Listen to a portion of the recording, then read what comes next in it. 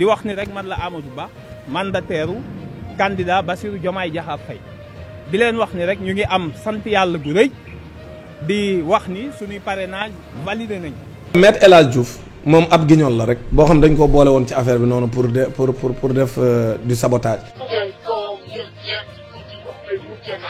ok let's go yéen a ngi toll ci 74 439 abonnés ci moment bi may bind vidéo bii As Faye la nee na am naa bàkkaar ci li may yéex a abonné bon garaawul bàkkaar sax dafa rëy yéenewuma la ko ndax sama jëmm ju xeebu gii mais nag erreur mënul gën a monumental nga yàgg seetaan chaîne bi te abonné ko vérifier leen ndax abonné ngeen doo leen ko rëccu abonné leen gaaw balaa ngeen di am bàkkaar Bill du bàyyi nee na pourquoi doo ma tudd Bill bilaay ku lim juum dëgg la commentaire yi bari na waaye dinaa def sama kéemtalaay kàttan liir kuy door a abonné daal bindal ma ci commentaire yi Jadine abonné na te nag dafa am sax lu ma leen bëgg a ñaan dee leen def ay dédicace maanaam dee leen may wax may jàllale ay dédicace pour ay nit yu sori ci yéen turam ak fa mu dëkk rek mu xam ni moo ko moom ana kuy may yaayam dédicace par exemple bindal ma ko ci commentaire yi Jéenaba Jeeju nee na Jadine kañ nga may tudd Jéenaba bés bii sa bésa li noonu ya bëggoon dalu la jokk mbokk moom ci kër gi la bokk depuis daaw jaaraama frère def leen ni moom aboneel gaaw surtout boo ma yàggee seetaan te abonné go Djibril Sakho nee na Jadine je suis désolé mais un bon musulman warul di xaaxataay fu nekk c'est pas de la thérapie il faut faire attention à ne pas prendre exemple sur les occidentaux c'est pas pour te vexer merci frérot merci à toi Djibril li nga wax nag dëgg la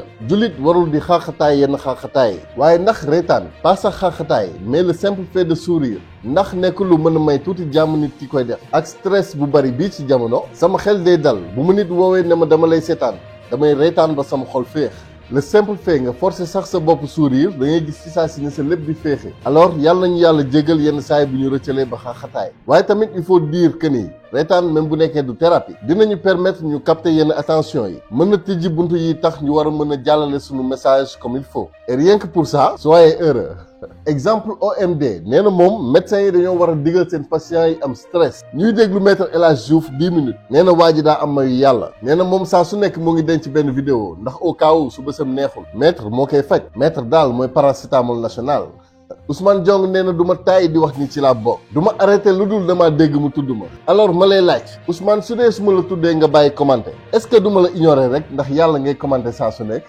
damay laaj dong nag that is the question pareeguma ci yéen maa ngi ñëwaat ci kanam tuuti en attendant képp ku abonné gul woon abonnel mais nag tey dama découvrir ku gën a neexati maître El Hadji Diouf waaw balaa ñoo tàmbali xam ngeen ni maître dañ ko recalé mais la question que man personnellement je me pose mooy lan lañ ci jublu te boo leen dégloo mandataire am bii di ngeen gis ni effectivement ay jeu rek la woon ci ñoom effectivement dañoo doon foo rek li ma ciy regretté mooy maître El Hadji Diouf campagne am naroon na neex mais bref passons aux choses sérieuses dama leen di traduire tuuti rek maanaam faram-fàccee li waa ji wax. Je profiterai de l'occasion pour à nouveau apporter une petite correction par rapport à ceux qui jugent les gens sans avoir l'information. sëriñ bi nee na day profito maanaam profiter ci occasion bi teesante tuuti tontonte xiiroo ak ŋaayoo ak ñi nga xam ni ñoom daal ay juge la ñu jàppee seen bopp di juger rek te xamuñu li xew.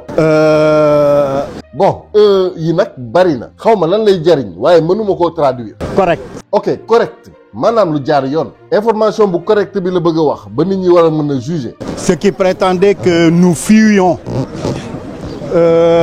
la presse. maanaam ñi daan wax ni ñoom dañuy daw ak a moytu. kërum taskatu xibaar yi. Ils se trompent lourdement. ñoo ngi ci ñumte lu rëy. Nous sommes avec vous, nous sommes des frères. ñoo ngi ak yéen ay mbokk lañu. maanaam ñoo far daal lii la sëriñ bi wax. Quand il s'agit de communiquer. ci lu jëm ci wàllum communiquer. maanaam jokkalante. ma wax jox la nga wax delloo ma. Nous ne pouvons pas nous dérober à ça. sëriñ bi nee na nous ne pouvons pas. maanaam mënuñu nous dérober à ça. maanaam rëcc ci loolu. En tant que politicien. en tant que politicien. sien. Mais cependant.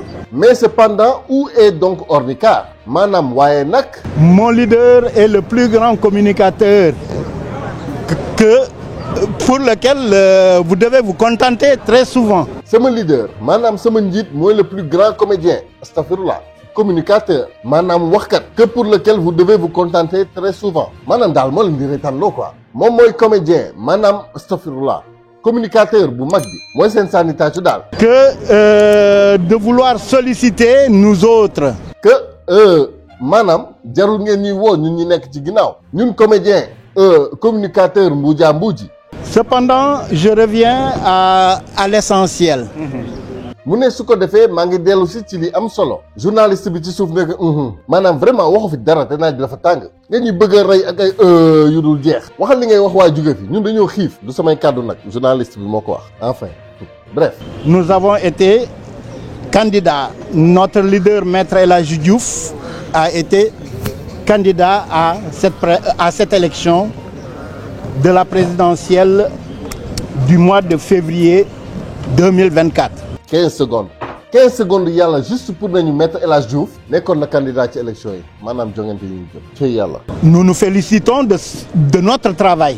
maanaam ñoom ñoo ngi nokkale seen bopp ci seen liggéey ñoo ngi félicité tàccu ak namoo seen bopp daal ci seen liggéey. Surtout le travail de El Hadji qui a sillonné tout le Sénégal pour chercher des parrains. nee na nag surtout liggéeyu El Hadji moom mi wër Sénégal ngir uti ay parrains. Et au finish, nous ne le regrettons pas et nous remercions énormément ces Sénégalais qui nous ont approchés pour nous apporter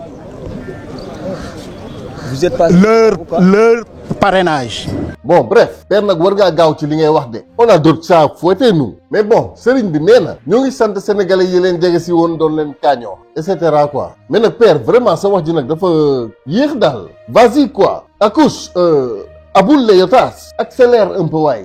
Un peu de patience monsieur, si vous êtes pressé vous pouvez éteindre votre téléphone et partir ou votre micro. Voilà. ok waa baax na sëriñ bi nee na ku yàkkamti mën ngaa fay sa téléphone wala sa micro bref en attendant taalibe Sonko mu sell mi nee na koŋ-koŋ ma jàmbar jadin looy xaar ci man wala ma dem taalibe Sonko daal wax ak yow jot na taalibe Sonko mu sell mi mu ngi tudd Lamine Niane 2 semaines ci ginnaaw daf ma menacé ne su ma ko tuddul mu dem abonné ci chaîne ma dambal astafirullah ma jàmbal man dama lay laaj boo fa demee loo fay uti rek lan nga fay uti Lamine en tant que taalibe Sonko mu sell mi quand même. Bon donc tët fàttewoon naa kii sax ay yu dul jeex bon yebbeekul nag waaye mu gaaw ñu dem. Au bout du parrainage, nous ne continuerons pas l'aventure bien sûr comme certains. Car yéen ku leen yeewoon 3 heures du matin ne leen da ngeen jàll di ngeen ko gëm fan ngeen di jëlee 100 parrain je pèse bien le nombre nag 100 laa wax waaw 100 kay dégg ngeen ma mais la vraie question mu ngi ci kanam ndëgg sërëx si lan la maître moom xam naa ni consciemment du teg ay ndëgg sërëx il était presque sincère ci candidature am maanaam moom gëmoon na ni mën naa yor réew mi loolu du tey mais nag gëm naa ni dañ ko use waaw utiliser nañ ko comme ñendukaay xam ngeen sama dernière vidéo maa ngi leen di wax waxu dîner de con film boobu noonu baax na rek. nous nous sommes retrouvés avec 43 305 parrains validés, soit un déficit d'environ 700 parrains pour atteindre le minimum requis pour être candidat. Mais nous n'avons rien à regretter, nous avons travaillé et nous avons été sérieux dans ce que nous faisons. nee na daal pour résumer maanaam li ñu leen laajoon 700 moo ci manqué ñu matal parrainage waaw c'est normal ngeen sentir obligation préciser que ni vous étiez sérieux ci li ngeen doon def sérieux ci ay caaxaan wi non waxuma ko de sëriñ bi yow mii yaa ko wax yow yaa ne je la woon. Si aujourd'hui le système de doublons nous écarte de la course, nous l'acceptons parce que ça a été un jeu auquel nous avons adhéré au départ. Nous n'avions pas réfuté ça. donc je la woon rek da ngeen doon foo rek daal maanaam ba tax bu dee ay doublon moo leen tere doon candidat bon da ngeen koy jël ak philosophie et ça pour dire nag que yeneen candidat yi ñu nar a téye ci même condition yi nangu leen rek ah garaawul maq leen te ni muut surtout nag candidat bi nga xam ni moroomu maître El Hadji Diouf lañ ko bëggoon def ci langue bi loolu échoué lamentablement waaye nag ma wax leen mbir ci waa système bi bu ñu tegee seen plan même si tombe waxuma la à l'eau rek mais dans l'océan Atlantique là du tax ñu bàyyi quitte à se ridiculiser mais duñu dellu ginnaaw ñoom dans leur tête actuellement Sonko comédien la ko ñëpp jàppee comme ni ñu jàppee maître rek donc du ma bett yenn candidats yi ñu ne leen nangu leen rek comme ni maître nangoo moom la Sénégalais yëpp bëggoon te gis ngeen moom sax jàllul bref vous me comprendrez. Et donc restons sérieux et arrêtons quand ça nous arrange pas de vouloir polémiquer autour de la question. Voilà kii ne je la woon nee na léegi restons sérieux vraiment ku la xool xam ni élément maître nga ci même taxawaay bi mën nga ko cee vaar léegi nag lii mooy graine bi moom la ñuy jéem a saxal ci bopp nit yi nee na bu kenn polémiquer ci mbir mi maanaam beneen candidat bu li ni mel téye neel muut ndax maître sax dal na ko te nangu na. Ça, nous ne sommes pas du tout d'accord. waaw loolu moom yéen la rek. Vous faites allusion au fichier. Vous faites allusion au fichier. Non, en tout cas, tout le système qui est mis en place, nous l'avions accepté pour venir à ces présidentielles-là. Donc, c'est pas le moment aujourd'hui de regretter ça ou de réfuter ça. nee na système bi li mu teg yëpp ñoom nangu nañ ko ca tàmbali ba du léegi lañ koy bañ donc dégg ngeen yéen candidats yi lii di daal bu leen polémiquer.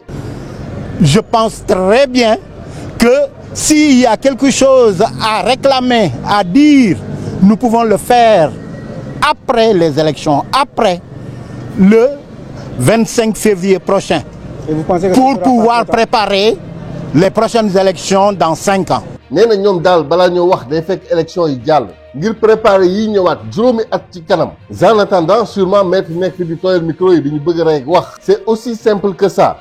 Voilà. tënk ko ci wolof. Bon ngeen baal ma nag ci olof bi dëgg-dëgg sama wax dina sama wax dina gàtt. Je me limiterai juste sant sénégalais yi ànd ak ñun yi ànd ak maître El Hadji Diouf bëggoon ko ci boppum réew mi.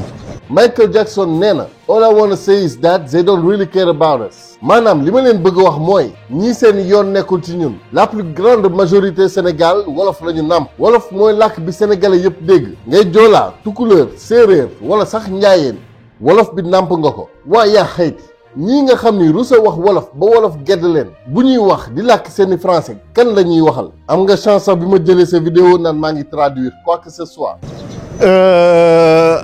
Yàlla mooy dogal moo ko bëggee nii mais liggéey ngeen ñun tamit liggéey nañ. ndax jarati na may traduire. Bref pour les non wolophones il dit c'est Dieu qui a fait ça comme ça. Nous avons travaillé encore travaillé et toujours travaillé et vous aussi vous avez travaillé encore travaillé et toujours travaillé mais cependant où est donc Ornicar? That is the question. ñu ngi gërëm suñ bopp résultat yi ça nous réconforte du ñu doon nag candidat ci présidentielles yi mais suñu liggéey doy nañu parce que El Hadj Moustapha Diouf dugg na fu nekk fii Sénégal pour yëgle que moom ab candidat la et que yéen tamit da ngeen ko may confiance jàppale ko jox ko seen parrainage. Bref il dit nous nous remercions nous-mêmes les résultats nous réconfortent. Nous ne serons pas candidats au présidentiel mais nous avons bien travaillé parce que maître El Hadj Moustapha Diouf etc. et patati et patatoche c'est fou la vie chez les Miltoches quoi. Dommage ni parrainage bi demee donc bu ñu amee ay doublons au départ lañ ko waroon jooyantu mais du tey lañ ko war a jooyantu pour man en tout cas. Dommage. Comment le parrainage s'est déroulé. Donc si on a des doublons c'est au départ qu'il fallait pleurer mais pas aujourd'hui pour moom en tout cas. Donc fi mu toll nii ci 44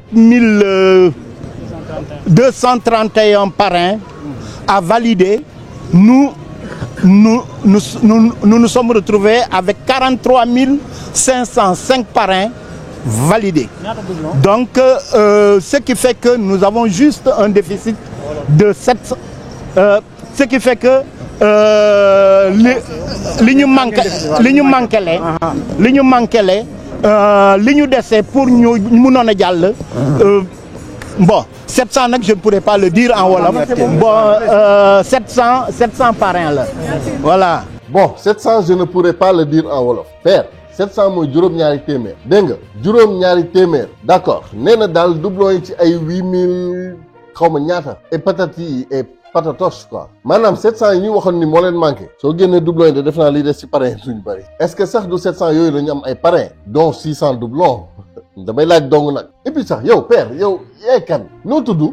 man maa ngi tudd Élie Jean Gabriel Malo. ah waaw kay Malo mën naa la woowee Mangasi c'est plus simple quoi non ok tant pis alors mais ñaata doublon ngeen amee man daal seen chiffre yi dese na ma doy.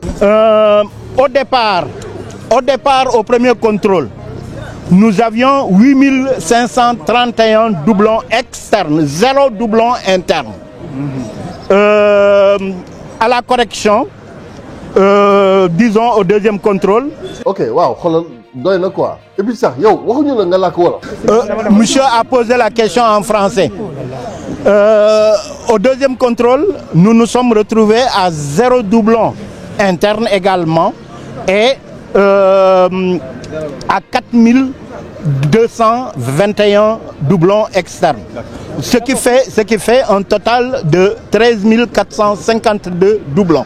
ok bref wax dëgg yàlla ku leen toppoon li ma leer mooy mettre benn parrainage la am te mooy soxna sama grand bi vieux moom daal laa xam ni ambition zéro astafirullah nit kenn du ko xeebal bëgg-bëggam mais moom daal laa xam ci ku nangul mettre mais bon àddina ngoog. non man parrainage bi du ma ko ŋàññ nangu naa ko ba dugg ci jeu bi.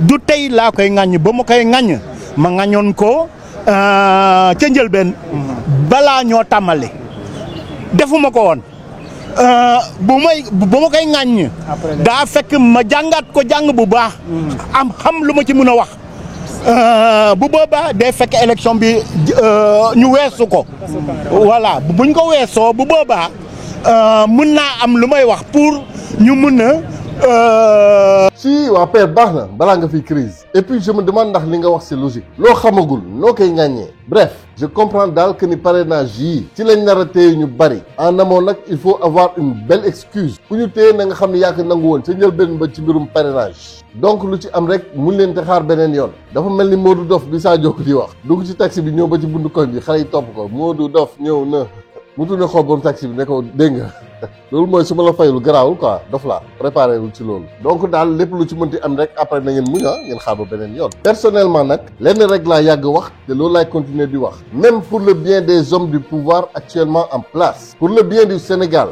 ak Afrique sax nag il faut les hommes qu'il faut à la place qu'il faut moo tax lenn la nature bi wax fi ñu toll nii Ousmane Sonko est le 5e président de la République du Sénégal pour ne pas dire premier président du Sénégal libre et indépendant ku nangu xayrun ku nanguwul nag gasal pax dugg ci na ngeen def nag seen kéemtalaay kàttan ngir xañ ko am ngeen ci droit même si bu doon ci droit képp la ñu tënku waaye nag yenn saa nit foog ni lii mooy musibaam alors que loolu mooy li gën ci moom 2019 nag muy sunu ginnaaw te boobu ba tey gis nañ ko borom réew mi ñëpp xam nañ ki mu doon 2024 nag mbirum yàlla bu doomu aadama yi dafay tekk toog di seetaan sax moom yàlla mooy rëdd ay terem rëdd na nag ñu effacé mu rëddaat ñu effacé waat mu rëddati nag ca 2019 ñu effacé waat 2024 nag rëdd na ko ba noppi mu ngi xaar ana kan mooy jéem a effacé li ngeen di bañ su amul dootoo leen am mukk lu leen neex ci li ngeen bëgg Allah et justice à bon entendeur salaam